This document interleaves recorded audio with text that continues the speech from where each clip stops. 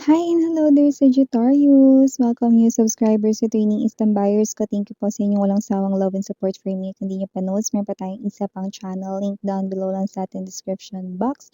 So if interesado, click lang yan para makarating kayo there. Araw-araw nag-upload tayo ng collective readings for all signs doon. At yun nga natin, gender dito sa babae, lalaki, LGBT, lahat ay welcome. Possible din mag-switch ang roles. General reading kasi ito, babe, and at the end of the day, everybody, you have your free will with you, like free mo yung gamitin anytime, anywhere. So, cross-watchers dito ni Sagittarius, welcome ka rin. May Sagittarius placement sa natal/birth chart, welcome din kayo. Just take only what resonates. So, Archangel Michael, maraming salamat. Angel guides of Sagittarius. Any messages for Saggy, please? What the Sagittarius needs to know? What the Sagittarius needs to know? Can you please show me?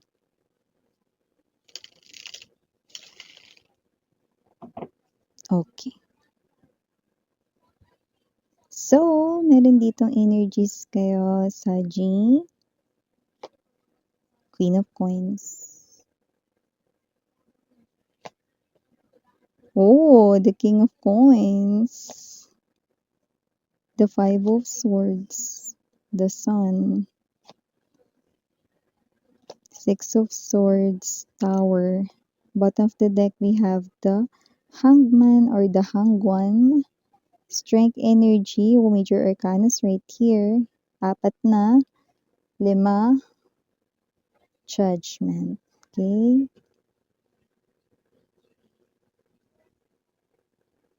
Okay, better.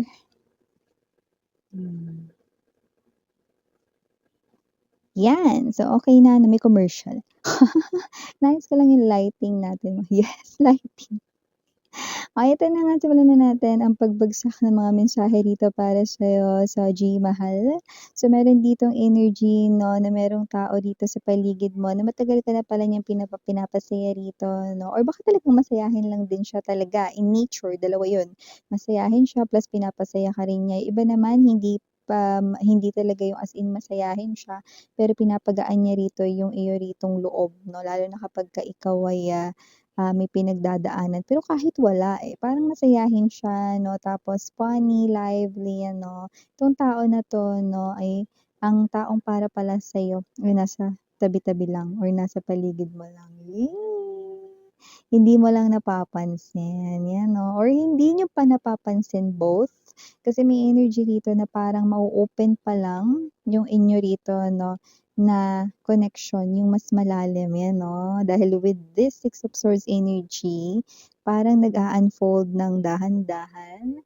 Alam niyo, I'm seeing, no, yung sa theater, no, yung tinataas yung kurtina kasi magsisimula na yung palabas, gano'ng klase ng energy.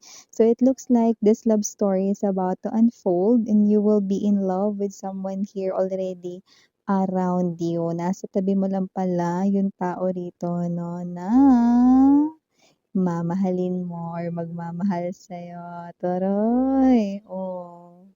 So, pinapasaya ka na pala niya.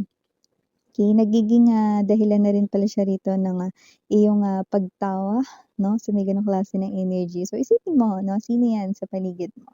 Yan. Okay, so maliban din diyan, Saji, nakita rin ako ng energy rito na unti-unti na rin ditong lalabas ang katotohanan. May isang person na medyo, at first, 'no, parang mahihirapan ka lang ditong i-accept. Kasi kung sino man siya parang, iba yung pagkakakilala mo sa kanya dati. Tapos itong, truth na ito yung magpapabago ng tingin mo sa kanya 360 degrees. Okay. So, maaaring this person here, pinagkatiwalaan mo siya, pero nakita ko dito na puwedeng siya pala yung rason kung bakit, nagkakaganyan yung isang sitwasyon sa life mo or siya pala yung dahilan kung bakit nangyari yung bagay na yun, okey? And yun yung bagay na puwedeng hindi mo alam with the moon right here, ito yung moon diyan sa the Six of Swords energy. So, ibig sabihin, itong person na 'to nilihim niya yun sa'yo, pero it looks like na mabubunyag ang lihim. This is revelation. This is the truth na magbe-burst, yan. Wala talaga ditong as in lihim na hindi nabubunyag.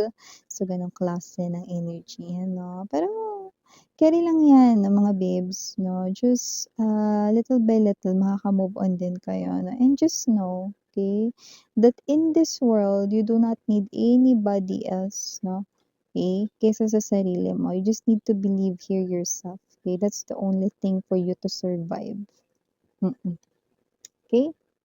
Always, always believe in yourself. Okay, moving forward dito sa ating iba pang mga mensahe, Sagittarius. So, meron ditong energy na maaaring magulat ka. Pero ang ganda nito.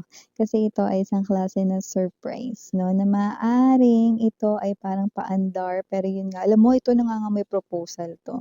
Ito yung energy na maaaring pikunin or galitin ka ng person mo, no? Tapos may mga involved din ng mga tao sa paligid ninyo 'no, nakakontsaba pala yun 'no, para maisagawa itong proposal na ito. Wedding proposal, so nakikita ko na mae-engage ka this year, Sagittarius, 'yan 'no. At alam rin ito ng mga tao sa paligid mong tunay na nagki-care at nagmamahal sa'yo. You're genuine people, your community, you also thrive, yes 'no, your family, your close friends 'no, alam nila yung intention ng person mo sa inyo, and yeah, kung sino man yung person mo na yan, this person here loves you so much, and also alam rin yan ng mga tao sa paligid mo. Well, advance congratulations sa'yo, Sagittarius, because this is it. Okay? Ito na yung hinihintay mo rito na wedding, right, coming na talaga dito para sa'yo 'no. But eto muna 'no, magpo-propose muna siya sa'yo. Wala tayong gender dito, but definitely may engage ka this year, Saji, okay. So may energy din dito 'no, with the Strength card and the Hangman. Nakikita ko rito yung energy 'no, na meron ditong isang person 'no, na maaaring, magtampo ka sa kanya.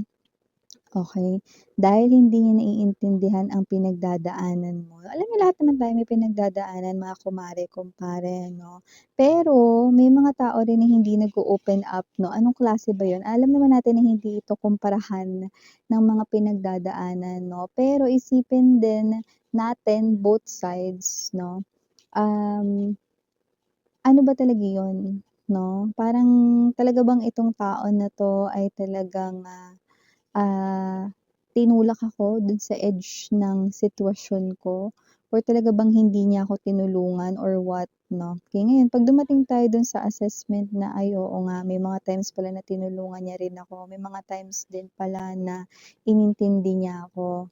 Ako yung laging ganito, ganyan 'no. So, you know mga babes 'no, this person here 'no, eh, kung sino man siya may pinagdadaanan din siya, iniintindi ka rin niya rito 'no. So, hoping din siya na maintindihan mo siya, 'yan 'no. So, 'yun yung nasa isip niya rito, okey.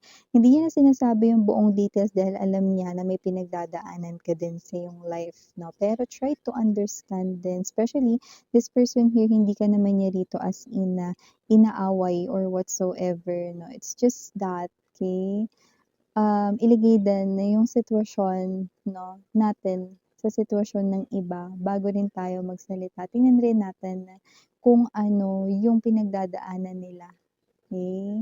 Dahil nakita ko rito na may mga times na nag-iintindihan kayong dalawa, naiintindihan ka rin niya mare 'no or pare, at naiintindihan mo din siya 'no. So, nakikita ko rito kung ano man 'tong tampuhan na 'to 'no, ang iniisip niya rito sana maging bukas ang isipan mo 'no, at hindi mo nakikita yung isang bagay ng one-sided lang. Ewan ko kung sino 'to sa life ninyo, pero yeah, with the Hangman energy, this person here wants you to look deep within your heart, okay.